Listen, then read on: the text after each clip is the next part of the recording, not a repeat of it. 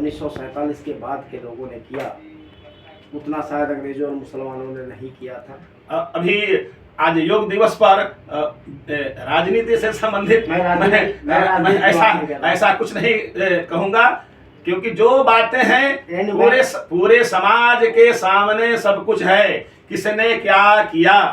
और मैं राजनीति की बात नहीं कर रहा हूं, क्योंकि आगे जो हो रहा है, जो पीछे हो चुका है, वो सबने देखा है। मेरा वो कहने का मकसद नहीं है। मेरा कहने का मतलब है कि 1947 के बाद से आज तक जो शिक्षा की व्यवस्था की गई, जिन दुष्टों ने ऐसा किया, उन लोगों ने भारत की आत्मा के साथ जो कार्य किया, क्या वो क्षम्य है? हम लोग तो क्षमाशील हैं, इसलिए हम तो उनको क्षमा करेंगे ही, लेकिन हम उस पद चिन्हों पर उनके चलने वाले नहीं हैं।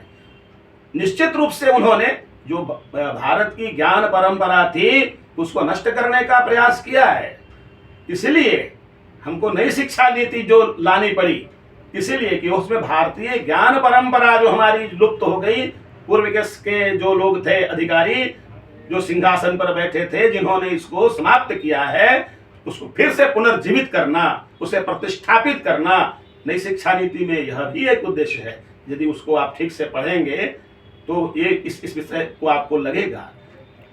यहाँ हमारे साथ हम लोगों के सारे धार्मिक चीज़ों को हटा दिया गया, इतिहास हटा दी गई। इतिहास के साथ देखने पे लगता है कि अशोक के बाद सीधे हर्षवर्धन आ जाता है, बीच के पुष्यमित्र शुंग गायब हो जाते हैं, जिन्होंने धर्म की स्थापना की। बिल्कुल आपका कहना सही है।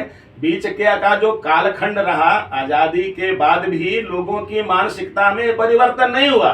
देश आजाद हमारा हुआ ही। आज ही मैं एक सोशल मीडिया पर मैं खबर पढ़ रहा था कि बंगाल में कक्षा 6ठी की एक पुस्तक है हिंदी की, जिसमें भगवान राम के बारे में लिखा गया है कि वह विदेशी थे, आक्रमणकारी थे, भारत में लूटने आए थे, और ऐसे ऐसे बंगाल में जो पढ़ाया जा रहा है, तो क्या कहा जाए।